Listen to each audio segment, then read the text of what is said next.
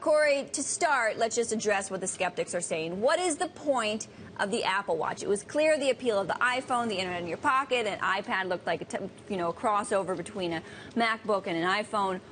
Who wants an Apple Watch? What's it going to do for me? Well, let me first distance myself from the fanboy segment. They're far too vociferous for me. I don't think it was clear when the phone was launched that the world needed another smartphone. I don't think it was clear when the Kindle was launched, or when the iPad was launched, we needed another e-reader, right? It was going to be the Apple e-reader. So what this watch will be and what its ultimate uses will be, I think it's reasonable to question that.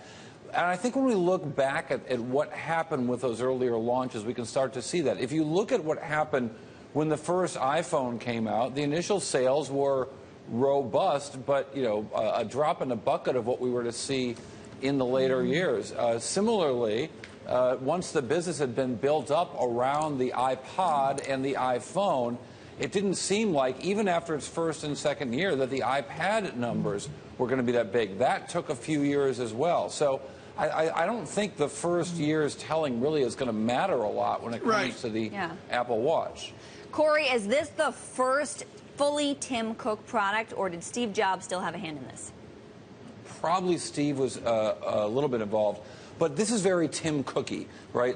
We know Tim as a fitness guy. We know that he's a guy who's personally focused on personal health. It's a passion of his. He's famous for walking quickly around the Apple headquarters. He's famous for always probably chewing on some kind of power bar or energy bar and having a water bottle with him. He talks about his exercise. He does meetings all the time on his bike. So this is something that resonates with him in particular, and I think that's one of the reasons they're making fitness such a focus. Right. Probably some of my sources tell me that fitness is going to be a big focus of today's announcement.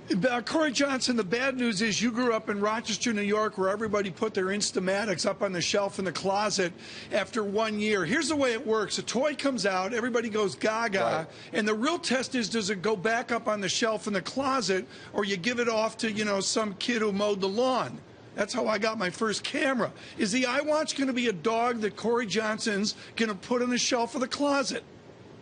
So, I think the question is functionality, and this really gets to what Tim Cook talked about a few weeks ago at the Goldman Sachs conference about the Apple Watch, is that they don't really know what people are going to do with this. They have their suspicions, they're encouraging development, but that they really think that the functionality with the phone, with Apple Pay, might make this somewhat different. Like, for example, I'm wearing the Jawbone Up right now.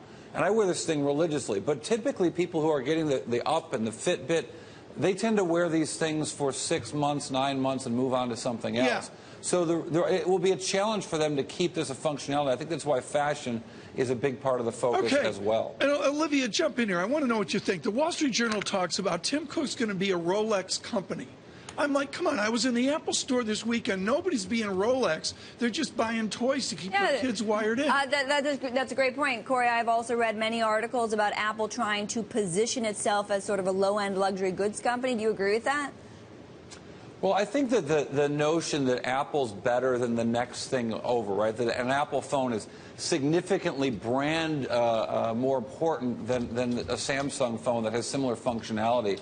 And that's helped them in all markets, not just in China, but in the U.S. market as well. So attaching themselves to the fancy side of things, putting the first ads in Vogue, not in Popular Mechanics, that matters to them. That helps them sell more devices of every kind. Okay, I'm going around the room right now. Olivia, are you buying one? No. Cory, are you buying one? I said I wouldn't buy an iPhone. I said I wouldn't buy an iPad. Okay, I'm not buying it. Gary Schilling, I'm not even going to ask you. You're not going to buy one. Victor, are you going to buy one? No. Victor says no. He's not going to buy one either. No. We're like 0 for 5 on the TV set. Cory Johnson, thank you so much. Cory Johnson will be at the event in Cupertine, California, bringing you live coverage on a 22-hour workday. We appreciate you, Cory Johnson.